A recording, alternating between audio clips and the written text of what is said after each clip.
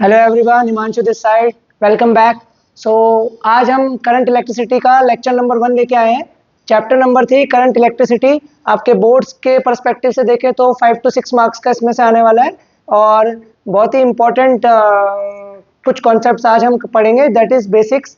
और उसमें हम कवर करेंगे electric current and current density and some questions on them. ठीक है, तो एक पार्ट आपका कवर हो जाएगा। चैप्टर लंबा होने वाला है, इसमें हम काफी चीजें पढ़ेंगे, पर आज के इस लेक्चर में, लेक्चर नंबर 1 में, let's start and focus on current electricity, जो कि बहुत इंपॉर्टेंट है। ठीक है, और सबसे पहला जो इस लेक्चर में जो टॉपिक्स होने वाले हैं, that is electric current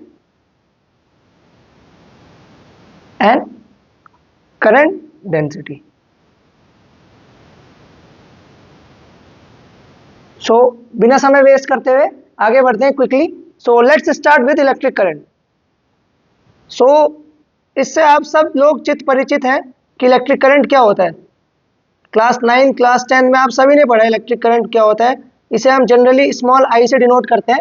and going about the definition, अगर हम डेफिनेशन पे जाएं तो what is electric current? Electric current is nothing but the rate of flow of charges. और चार्जेस में भी यू नो दैट कि एक सर्किट में एक्चुअली में फ्लो करने वाला जो पार्टिकल है, that is electron.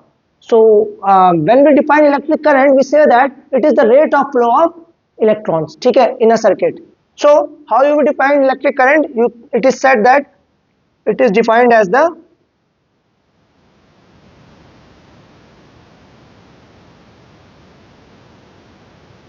rate of flow of electrons. ये तो मोटी मोटी डेफिनेशन हो गई ना। All you know that it is measured in ampere.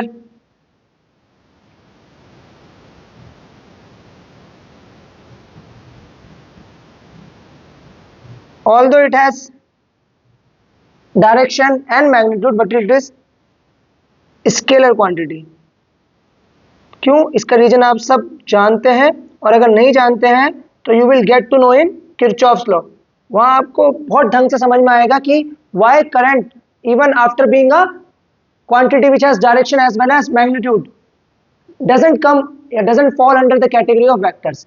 Vector होने के लिए it is necessary that a physical quantity should obey the laws of vector addition, and where electric current fails is in obeying the laws of vector addition, which we will understand in KCL, Kirchhoff's current law, जो कि इस lecture के बाद के parts में आने वाला है, मतलब इस सीरीज के बाद के पार्ट्स में आने वाला है। ठीक है, तो सबसे पहले करंट स्केलर क्यों है डायरेक्शन होने के बावजूद भी? Because it does not obey laws of vector addition.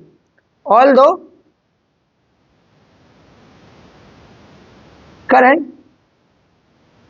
Has magnitude as well as direction, but since it does not obey laws of vector addition, therefore it is scalar. चलो एक quick दिखा देता हूं मैं आपको स्केलर क्यों होता है। Suppose this is current I, तो करंट को आप वाटर की तरह ट्रीट कर सकते हैं कि यहाँ पे वाटर फ्लो हो रहा है। अब ये जो वाटर फ्लो है ये दो ब्रांचेस में फैलेगा। सपोज इस ब्रांच में करंट गया I1 एंड इस ब्रांच में करंट गया I2। अब जब आप किरचॉफ्स लॉ पढ़ेंगे then you will come to know that I should be equal to I1 plus I2। तो यहाँ पर जो इनके बीच का एंगल है, इससे तो कोई फर्क पड़ा ही नहीं, बल्कि वेक्टर्स में जब रिजल्टेंट निकलता है तो it should come out to be under the root I1 का स्क्वायर प्लस I2 का square plus 2I1 I2 cos theta. But since यहाँ पर हम एल्जेब्रिक सम कर रहे हैं ना कि vector sum, therefore current is treated as a scalar quantity, not a vector quantity. I hope आपको ये कॉन्सेप्ट क्लियर है। Now let's talk about the types of current. Basically current can be said as average as well as instantaneous। क्या फर्क है दोनों में? कोई फर्क नहीं है। किसी एक मोमेंट पे, किसी एक पर्टिकुलर टाइम पे, t equal to nth second पे, अगर आपको करंट की वैल्यू फाइंड आउट करनी है then you say that it is instantaneous current. Instantaneous mean at a moment, at a particular point. ठीक है, और किसी एक लंबे इंटरवल के लिए 50 मिनट्स तक, 20 मिनट्स तक, 10 मिनट्स तक अगर चार्ज फ्लो कर रहा है, then if you calculate the value of current, then it is said to be average current. ठीक है, so instantaneous and average. I average is defined as delta Q, that is total charge flown upon total time taken.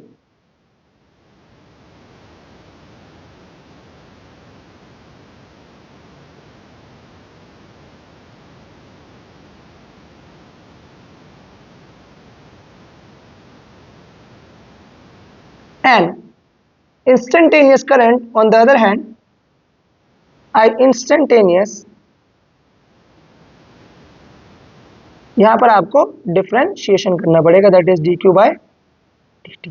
तो जब आपको instantaneous current पूछे then you have to do the differentiation, and जब आपको average current पूछे then you find total charge flown upon total time taken. So this is the difference between average current and instantaneous current. Hope clear है सबको? ये average and instantaneous में क्या difference है? Average मतलब एक लंबे इंटरवल के लिए, और इंस्टेंटेनियस मतलब एक पर्टिकुलर मोमेंट पे, पर्टिकुलर टाइम पे, पर्टिकुलर सेकंड पे जब हम करंट की वैल्यू निकालते हैं, that is called as instantaneous current. Now moving forward, अब आगे बढ़े तो कुछ इनसाइट्स देखते हैं इसमें, है ना, कि सीधे सीधे तो लिख दिया पर क्वेश्चन इतना आसान तो आने वाला है नहीं आपको पेपर में, तो कुछ अंदर की बातें पूछेगा आपसे जो आपको बेसिक नॉलेज होनी चाहिए मैथ से. तो नोट करके लिखना that the slope, किसका slope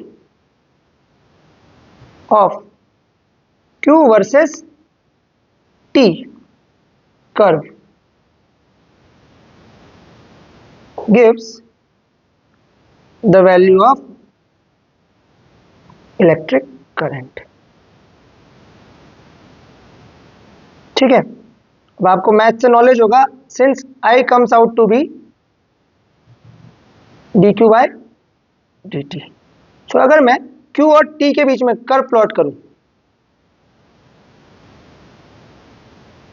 ठीक है, सपोज ऐसा कर्व है, और किसी एक पर्टिकुलर मोमेंट पे, इस पॉइंट पे अगर कोई मेरे से पूछे कि what is the value of current, so what I will simply do is I will find the slope at this point, है ना. तो मैं इस पॉइंट पे क्या निकालूंगा? स्लोप निकालूंगा, और मेरे को क्या मिल जाएगा? Instantaneous value of current at this point. Therefore the slope of dq by dt curve gives the value of electric current at that point. ठीक है, और अगर आपको एवरेज वैल्यू चाहिए तो सेकंड बनाए, और आपको इंस्टेंटेनियस वैल्यू चाहिए तो टेंजेंट बनाए, tangent drawn to a curve. ठीक है, नाउ अगर सिंस, अब आगे देखिए, now I is dq by dt, point number 2. So यहां से dq की वैल्यू कितनी आएगी? क्रॉस प्रोडक्ट, क्रॉस में ले जा लेंगे आप इसे, तो I dt. Now if I integrate both the sides, so left hand side में क्या मिलेगा मेरे को? Total charge Q, and right hand side में क्या मिलेगा? I dt. नाउ अगर आप सबने मैथमेटिकल फिजिक्स का वो लेक्चर देखा है और आप 11th से 12th में आ चुके हैं, तो you should know that, and you should, आपको पता होना चाहिए कि इंटीग्रेशन का क्या मतलब होता है. What is the physical significance of integration? अगर दो क्वांटिटीज के बीच में इंटीग्रेशन हो रहा है तो that means it gives the area under the curve. अब किस किस के बीच का area? I versus T graph का area under the curve gives total charge. तो अगर आपको किसी क्वेश्चन में करंट की वैल्यू दी है, समय दिया है, और आपसे टोटल चार्ज पूछ रहा है, तो यू विल सिंपली इंटीग्रेट, और अगर ग्राफ दिया है तो you will calculate the area under the curve. So note में सेकंड पॉइंट लिखना, the area under IT, that is current versus time graph, gives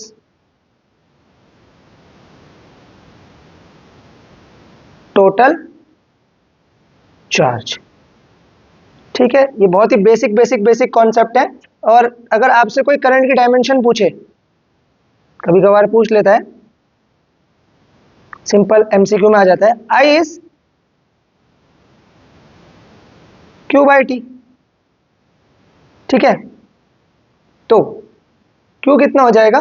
sorry, Q किस में लगता है? कूलम में, और नीचे टाइम डायमेंशन t। तो एक्चुअली में इसकी डायमेंशन आएंगी c और t इनवर्स, ठीक है, mainly t inverse. Clear? Now moving forward, आगे चलें और अब बात करते हैं कुछ क्वेश्चंस की। Now let's have some problems, ठीक है। करंट डेंसिटी का क्वेश्चन अभी करेंगे हम, करंट डेंसिटी पे डिस्कस नहीं कर रहे। देखिए ये वाला क्वेश्चन देखिए, कह रहा है the charge on a capacitor, capacitor आपने चैप्टर नंबर 2 में पढ़ लिया है already, plate in a circuit as a function of time is shown in the figure. तो कह रहा है what is the value of current at t equal to 4 second. अब देखो इस ग्राफ में t equal to 4 second identify करो। ये है t इक्वल टू 4 सेकंड, किस किस के बीच में ग्राफ है? q वर्सेस t, मतलब चार्ज वर्सेस टाइम का ग्राफ है। अब अभी अभी मैंने आपको पॉइंट नंबर 1 में बताया कि अगर चार्ज वर्सेस टाइम का ग्राफ है और आपको करंट की वैल्यू चाहिए तो उस पॉइंट पे आपको क्या निकालना पड़ेगा? Slope. So you need to find the slope at t equal to 4। और स्लोप क्या होता है? Slope is nothing but inclination to a curve. अब इस कर्व पे इंक्लिनेशन देखो जरा, कितना है, कितना इंक्लाइंड है? 0। तो नो इंक्लिनेशन मींस करंट की वैल्यू कितनी होगी t इक्वल टू 4 सेकंड पे? 0। तो इसका आंसर क्या आना है? Simply I equal to 0। मेरा पॉइंट समझ में आ रहा है ना? करंट वर्सेस टाइम का अगर ग्राफ दिया हो, सॉरी चार्ज वर्सेस टाइम का अगर ग्राफ दिया हो और आपसे करंट की वैल्यू पूछ रहा है किसी एक इंस्टेंट पे, तो जस्ट फाइंड द स्लोप। और यहाँ पर स्लोप मैंने फाइंड आउट करी, inclination, zero inclination mean slope is 0 means current is 0। ठीक है, क्लियर, गॉट इट? चलो आगे बढ़े। अब देखो एक क्वेश्चन एवरेज और इंस्टेंटेनियस पे, सिंपल सिंपल क्वेश्चन है, just to build up your confidence and आगे ले जाने के लिए आपको इस चैप्टर में। क्या पूछ रहा है या क्या बता रहा है आपको क्वेश्चन में? If q equals to t square minus 4t plus 4। Okay, तो q की वैल्यू दी है as a function of time, charge as a function of time. कह रहा है फाइंड करंट एट। अब जब एट बोल दिया मतलब किसी इंस्टेंट पे बोला है, तो किसी इंस्टेंट पे क्या निकालना होता है? Instantaneous current. तो इंस्टेंटेनियस करंट निकालना है तो instantaneous current is given by dq by dt, that is d by dt। q की वैल्यू रखो t square minus 4t plus 4। Again वही basics, differentiation, integration, you should know that. Even अगर आप bio वाले हैं तब भी आपको आना चाहिए। 2t माइनस 4, अब कितने टाइम पे पूछ रहा है? t इक्वल टू 3 सेकेंड, तो 2 into 3 minus 4 that is 6 minus 4, तो कितना आ गया? 2 एम्पियर। तो मतलब जब t इक्वल टू 3 सेकेंड है तो कितना करंट फ्लो कर रहा होगा उस सर्किट में? 2 एम्पियर्स। ठीक है, सेकंड पूछ रहा है find the average current between t equals to 0 to t equals to 6। अब एवरेज करंट कैसे डिफाइन करते हैं? Delta q by delta t, that is q final minus q initial upon delta t। अब final value अगर आपको चाहिए तो final value में टाइम कितना है? 6 सेकेंड। तो इस इक्वेशन में आप t की जगह कितना रखोगे? 6। अब 6 रखोगे तो 6 का square 36 minus 4 into 6 is 24, 36 minus 24 is 12 and 12 plus 4 is 16। तो q फाइनल की वैल्यू कितनी आएगी? 16 minus q initial, initially t की वैल्यू कितनी दे रखी है? 0। तो अगर आप t की वैल्यू यहाँ पर 0 रखते हो तो यहाँ से आएगा सिर्फ 4, 16 माइनस 4, और टाइम कितना पास हुआ है? 6, तो दैट इज 12 बाय 6। कोइंसिडेंटली ये अगेन कितना आ गया? 2 एम्पियर। पर देखो निकालने का तरीका कितना डिफरेंट है। एवरेज में फाइनल माइनस इनिशियल करना पड़ता है और इंस्टेंटेनियस में डिफरेंशिएशन करना पड़ता है। ठीक है, होप क्लियर है ये भी। अब देखो ये थोड़ा सा अच्छा क्वेश्चन है, कह रहा है current through a wire depends on time as I equals to alpha naught t plus beta t square. मतलब करंट टाइम का फंक्शन दिया है और अल्फा नॉट और बीटा की वैल्यू दी है जो हम लास्ट में पुट कर लेंगे। Find the charge cross through a cross section of wire in 15 seconds. देखो समय दिया है, टोटल चार्ज पूछ रहा है। अभी अभी मैंने पॉइंट नंबर 2 में आपको एक्सप्लेन करा, अगर आपसे टोटल चार्ज पूछे तो you have to do the integration. तो इंटीग्रेशन करना पड़ेगा, तो इंटीग्रेशन करना है तो q की वैल्यू कितनी हो गई? I dt। तो सिंपली I की वैल्यू रखो यहां पर, कितनी है? Alpha naught t plus beta t square into dt। ठीक है, क्लियर। अब इंटीग्रेट करना आपको आना चाहिए, alpha naught to dt plus beta t square dt। ठीक है, तो यहां से अल्फा नॉट आएगा बाहर, t dt का integration you all know is t square by 2 plus beta bar T square का integration you all know that T cube by 3। आप मेरे साथ साथ करते रहिए ताकि आपका प्रैक्टिस भी हो जाएगी and you will build confidence. ठीक है, तो अल्फा नॉट की वैल्यू देखते हैं कितनी देर की है। अल्फा नॉट की वैल्यू देखिए 20/2 और टी 15 का स्क्वायर करना पड़ेगा हमें ना, तो वी विल डू 15 का स्क्वायर प्लस बीटा की वैल्यू कितनी दी हमें क्वेश्चन में 8, तो 8/3 और 15 का cube. Now you have to just solve this and you will get your answer. So this is 10 into 15 का square 225 plus 8 into 3 8/3 into 225 into 15 3 1 जा 3 5 जा, तो ये कितना आ गया 2250 प्लस 8 into 225 है ना, तो 225 into 5 करके देखते हैं ये कितना होगा 1000 और 1125, दैट इज 1125 into 8 8 5 जा 40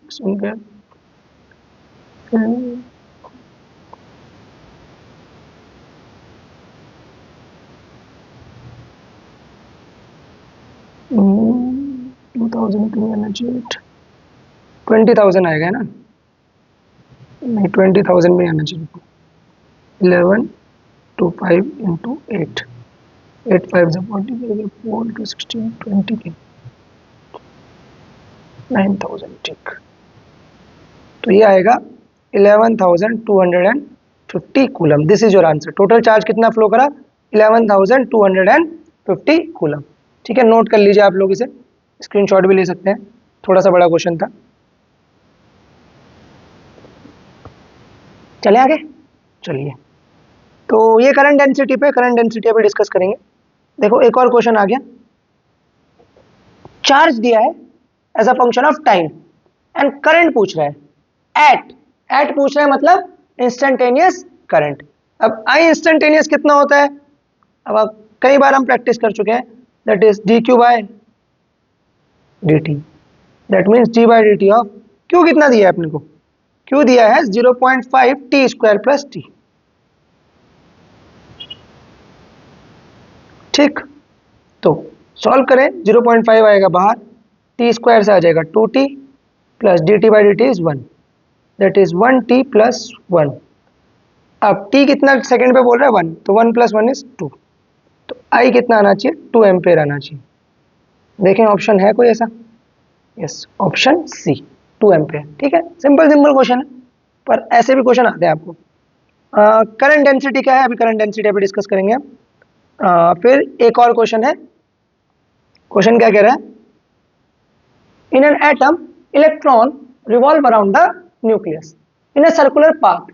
ओके, एटम है, न्यूक्लियस है, न्यूक्लियस के अराउंड इलेक्ट्रॉन रिवॉल्व कर रहा है in a circular path of radius 0.72 angstrom. Okay, radius is 0.72 angstrom, making 9.4 into 10 to the power 18 revolutions per second. मतलब फ्रीक्वेंसी कितनी दे रखी है 9.4 into 10 to the power 18 hertz. ठीक है, पूछ रहा था इक्विवेलेंट करंट इज, तो I is Q by T। तो फ्रीक्वेंसी से हम टाइम पीरियड निकाल सकते हैं। टाइम पीरियड कितना होता है 1 upon frequency, that is 1 upon 9.4 into, ठीक है, और an atom revolves around a nucleus in a circular path of radius making an the equivalent current given 1.6। अब चार्ज कितना फ्लो करेगा, current charge of an electron, तो I कितना हो गया 1.6 into 10 to the power -19 divided by time. Time कितना आया 9.4 into 10 to the power 18, तो ये कितना हो गया 1.6 into 9.4 into 10 to the power -1।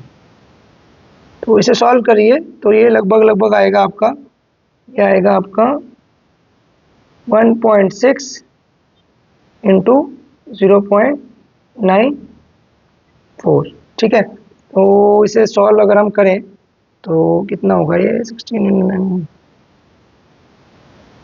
तो 1.6 से तो कम आएगा, लगभग लगभग 1.4 या 1.5 आएगा, ठीक है।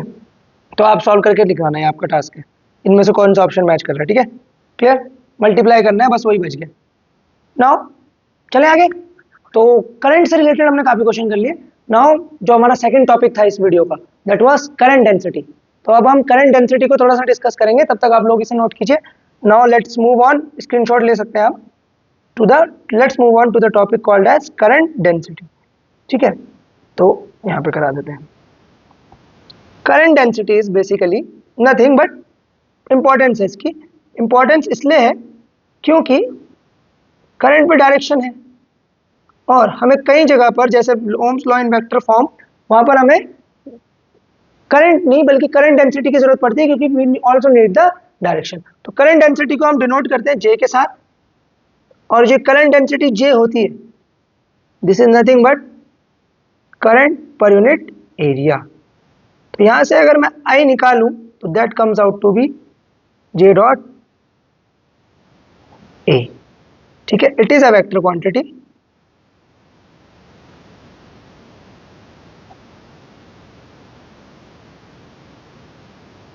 and its direction is along the direction of current, ठीक है। और अगर इसमें I मैक्स होता है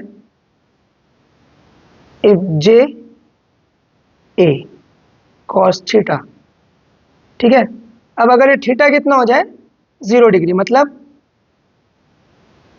करंट डेंसिटी की डायरेक्शन और एरिया वेक्टर की डायरेक्शन अगर दोनों की डायरेक्शन सेम हो जाए तो आई क्या हो जाएगा मैक्सिमम, क्योंकि cos 0 कितना हो जाएगा 1, और आई 0 होगा, आई की वैल्यू होगी 0 इफ थीटा इक्वल्स टू 90।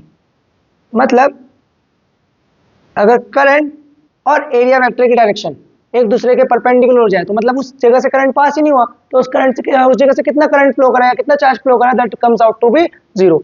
मैं एक फिगर से समझाने की कोशिश करता हूं, देखो समझना इसे। Suppose left to right current flow कर रहा है,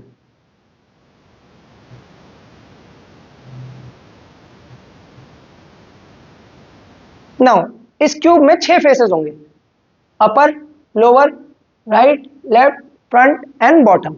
अब इन 6 फेसेस में से 4 ऐसे फेस हैं जहां से करंट पास ही नहीं कर रहा है। अगर मैं यहां पर करंट की वैल्यू निकालूं तो मैं इन फेसेस के नाम देता हूं 1 2 3 4 5 एंड 6। अब आप देख रख सकते हैं कि 5 और 6 फेस में करंट डेंसिटी और करंट की डायरेक्शन क्या होती है सेम, तो मतलब जेबीसी डायरेक्शन में। और इनके लिए एरिया वेक्टर का है ऊपर, नीचे वाले सरफेस के लिए एरिया वेक्टर का होगा नीचे, आगे वाले के लिए बाहर आउट ऑफ द प्लेन, पीछे वाले के लिए इनटू द प्लेन। किसी भी सिनेरियो में चले जाओ, जे और एरिया वेक्टर के बीच में कितना एंगल बन रहा है 90, तो इसीलिए इन चारों फेसेस से कितना करंट पास हो रहा है 0। तो करंट पास किस फेस से हो रहा है, face number 1 and face number 2। Face number 1 से कितना करंट पास हो रहा है आई जे डॉट ए, तो मॉड जे मॉड ए। अब एंगल कितना, देखो एरिया वेक्टर बाहर होता है आउट ऑफ द प्लेन, तो ये होगा cos 180 डिग्री, तो यहां से आएगा माइनस जे इंटू ए। और फेस नंबर अगर 2 से निकालना है तो जे डॉट ए करोगे अगेन, तो कितना आएगा, जे की डायरेक्शन क्या है in the direction of current, ठीक है, और एरिया वेक्टर भी सेम, तो अब की बार आएगा मॉड जे और मॉड ए, ठीक है। और टोटल करंट क्या है 0, क्यों, क्योंकि net current entering the surface is equal to net current leaving the surface. जितना करंट यहां से एंटर करा है उतना ही करंट यहां से क्या कर गया है लीव, तो इसमें कितना करंट रहा अंदर 0, ठीक है। करंट आता है और चले जाता है, रुकता नहीं है, स्टैटिक कंडीशन नहीं है यहाँ पर, ठीक है, मूव कर रहा है current. Clear, so that's it, ये करंट डेंसिटी भी कंप्लीट हुआ। Now let's discuss some problems on current density, ठीक है। कुछ प्रॉब्लम्स हमने ऊपर छोड़ी थी जो करंट डेंसिटी के ऊपर थी, उन्हें डिस्कस करते हैं। देखिए जैसे क्वेश्चन, करंट डेंसिटी गिवन है and carat find the rate of flow of charge. मतलब rate of flow of charge क्या होता है? What is rate of flow of charge? Current. Current को डिफाइन करा था ना हमने, what was current? Rate of flow of charge. ठीक है, तो आई कितना होता है? dq by dt। अगर करंट डेंसिटी के टर्म्स में लिखे तो j डॉट ए। अब आई होप कि आप सभी को क्लास 12th में डॉट प्रोडक्ट करना आता है, ठीक है, और जिन्हें नहीं आता है वो मैथमेटिकल टूल वाला वीडियो देखें, और अभी भी सीख लें, अभी भी बहुत समय है, शर्माए ना बिल्कुल भी।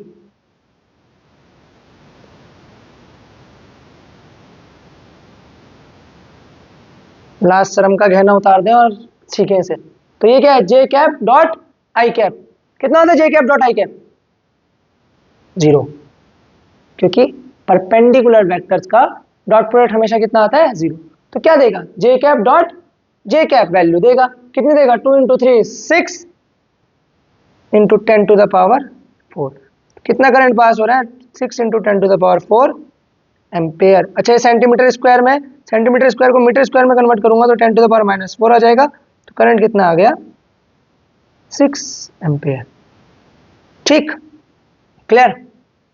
चलिए, ये हुआ, नोट करना है तो आप कर लीजिए, पर इसमें कुछ नहीं करा मैंने, डॉट प्रोडक्ट कराया बस। I have simply done the dot product. ठीक है, और करंट डेंसिटी की डेफिनेशन मैंने अभी भी दी। नाउ एक और क्वेश्चन है, सेम क्वेश्चन है। अब ये आपके लिए, आप इसे खुद ट्राई करें, क्योंकि मैं तो करा दूंगा, पर फायदा क्या है अगर मैं ही कराता रहूँ तो? आपका करना जरूरी है। ठीक है, आप इसका स्क्रीनशॉट लें और इसे खुद ट्राई करें। सेम सिमिलर, बस यूनिट्स का ध्यान रखना है। यहाँ पर एरिया मिलीमीटर स्क्वायर में दे रखा है, तो जब इसे तुम मीटर स्क्वायर में कन्वर्ट करोगे तो 10 टू द पावर -6 आएगा यहाँ से ना। क्लियर? और यहाँ पर तो एम्पेयर पर मीटर स्क्वायर में दे रखा है। ए गिवन है, जे गिवन है, और क्या पूछ रहा है? करंट। तो I equal to J dot A, यहाँ जे डॉट ए लगाना और करंट की वैल्यू निकाल के बताना। ठीक है, न कमेंट कर देना नीचे जो भी ऑप्शन आएगा आपका। और कोई क्वेश्चन बचा क्या?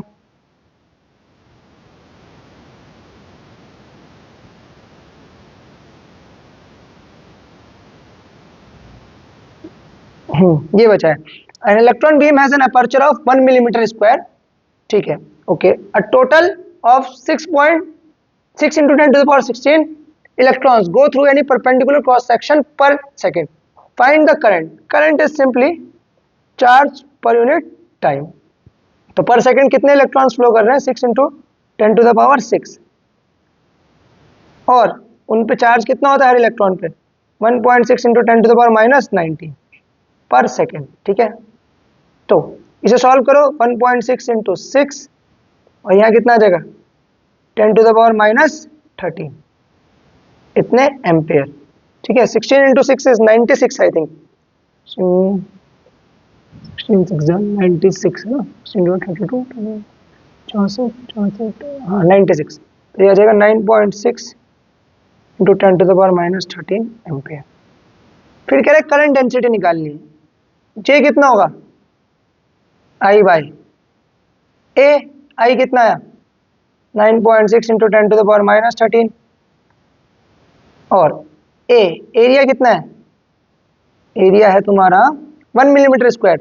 इसे मीटर स्क्वायर में कन्वर्ट करोगे तो ये आएगा तुम्हारा 10 to the power -6 metre square ampere. ठीक है, तो यूनिट हो गई एम्पेयर पर मीटर स्क्वायर, और सॉल्व करोगे तो कितना आएगा? 9.6 इंटू 10 टू द पावर -7। ठीक, तो that is J. So that was it in lecture number 1।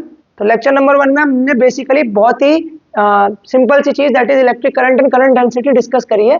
Next lecture से हम drift velocity, relation between current and drift velocity, ऐसे इंपॉर्टेंट टॉपिक डिस्कस करेंगे। सो इसे देखें और फिर नेक्स्ट लेक्चर में आए। Thank you so much, keep watching and keep learning.